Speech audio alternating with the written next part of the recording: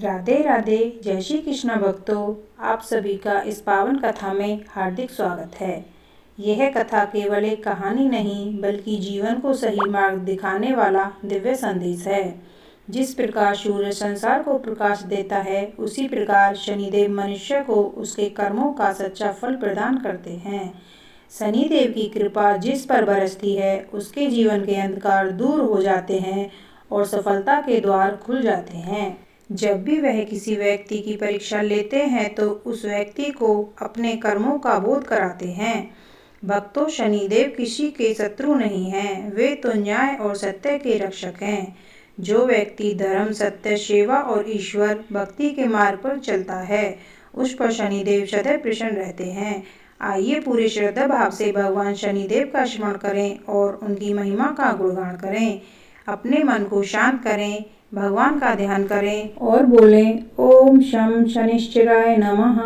जय श्री सूर्यपुत्र शनिदेव महाराज की जय। जय कर्म फलदाता प्रभु की जय।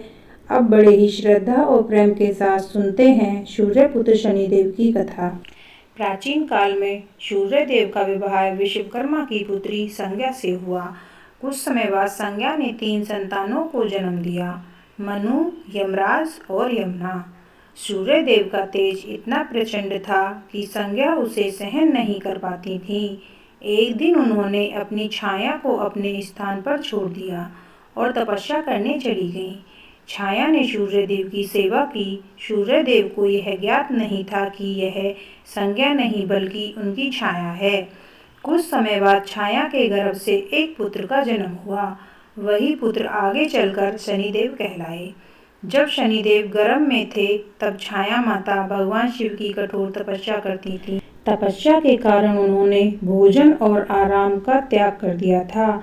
इसका प्रभाव गर्भस्थ बालक पर पड़ा और उनका वर्ण श्याम हो गया। जब शनिदेव का जन्म हुआ तो उनका रंग अत्यंत काला था। कथा कहती है कि जन्म के समय जैसे ही शनिदेव ने अपनी दृष्टि सूर्यदेव पर डाली, सूर्यदेव के रथ के घोड़े लड़खड़ा गए और उनका तेज कुछ क्षीण हो गया। सभी देवता आश्चर्यचकित रह गए। उन्होंने ब्रह्मा जी से पूछा, यह बालक कौन है? ब्रह्मा ने कहा, यह कोई साधारण बालक नहीं, यह कर्मों के अनुसार फल देने वाला देवता बनेगा। इसके न्याय से कोई नहीं बच पाएगा। शनिदेव ने बचपन से ही भगवान शिव की कठोर आराधना की। वर्षों तक तपस्या करने के बाद भगवान शिव प्रकट हुए। उन्होंने कहा, वत्स शनि, मैं तुम्हारी भक्ति से प्रसन्न हूँ, वर मांगो। शनिदेव ने कहा, प्रभु, मैं चाहता हूँ कि संसार में धर्म और न्याय की स्थापना कर सकूं। भगवान शिव बोले, आज से तुम नवग्रहों में श्रेष्ठ स्थान प्राप्त करोगे। प्रत्येक जीव को उसके कर्मों का फल देने का अधिकार तुम्हें प्राप्त होगा। इस प्रकार शनिदेव नवग्रहों में विशेष स्थान के अधिकारी बने। एक बार नवग्रहों में यह विवाद हुआ कि सबसे श्रेष्ठ कौन है। निर्णय के लिए सभी राजा विक्रमादित्य के पास पहुँचे। राजा ने सोने, चांदी, तांबे, पीतल, शीशे आदि के आसन बनवाए। उन्होंने सूर्य को स्वर्ण आसन, चंद्रमा को रजत आसन और शनिदेव को सबसे पीछे लोहे का आसन दिया। यह देखकर शनिदेव नाराज हो गए। उन्होंने कहा, राजन, तुमने मेरा अपमान किया है। समय आने पर मैं तुम्हें अपनी शक्ति का परिचय दूंगा। कुछ वर्षों बाद राजा पर साढ़े सती प्रारंभ हुई। उनका राज्य छिन गया। वे जंगल में भटकने लगे। एक दिन उन पर चोरी का झूठा आरोप लगाया गया और उनके हाथ पैर काट दिए गए। राजा अत्यंत दुखी थे। उन्होंने शनिदेव का स्मरण किया। वर्षों बाद जब साढ़े सती समाप्त हुई, शनिदेव प्रकट हुए। उन्होंने कहा, राजन, यह सब तुम्हारे अहंकार को दूर करने के लिए था। राजा ने क्षमा मांगी। शनिदेव ने उन्हें पहले से भी अधिक वैभव प्रदान किया। एक बार शनिदेव अपने बल का प्रदर्शन कर रहे थे। उन्होंने सोचा कि हनुमान जी को अपनी दृष्टि का प्रभाव दिखाया जाए। वे हनुमान जी के पास पहुंचे। हनुमान जी उस समय राम नाम में लीन थे। शनिदेव बोले, मैं तुम्हारे ऊपर साढ़े सती प्रारंभ करने आया हूँ। हनुमान जी ने कहा, मैं प्रभु राम के ध्यान में हूँ, बाद में आना। लेकिन शनिदेव नहीं माने। तब हनुमान जी ने उन्हें अपनी पूंछ में लपेट लिया और फिर पर्वतों पर कूदने लगे। शनिदेव का शरीर घायल हो गया। वे दर्द से चिल्लाने लगे। उन्होंने हनुमान जी से माफी मांगी। हनुमान जी ने उन्हें मुक्त कर दिया। तब शनिदेव ने वचन दिया, जो भक्त हनुमान जी की पूजा करेगा उस पर मेरी पीड़ा कम होगी। एक समय शनिदेव रोहिणी नक्षत्र में प्रवेश करने वाले थे। ज्योतिषियों ने बताया कि इससे भयंकर अकाल पड़ेगा। राजा दशरथ चिंतित हो गए।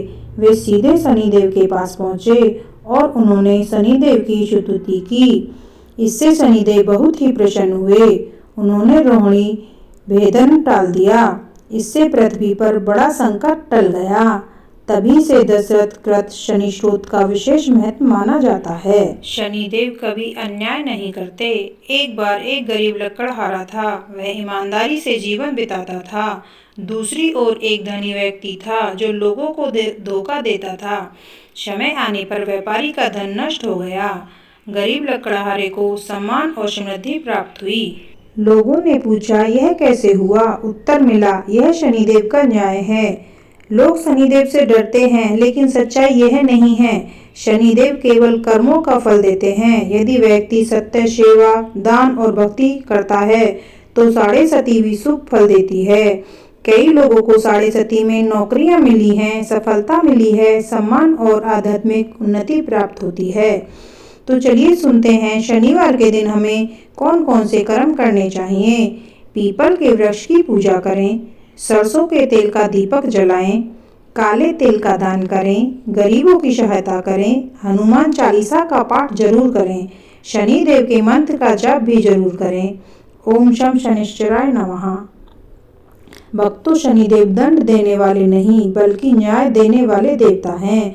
जो व्यक्ति सत्य के मार्ग पर चलता है, माता पिता का सम्मान करता है, गरीबों की सहायता करता है और भगवान का स्मरण करता है, उस पर शनिदेव सदैव कृपा बरसाते हैं। तो चलिए मिलते हैं किसी और कथा में। तब तक के लिए राधे राधे, जय श्री कृष्णा, हर हर महादेव।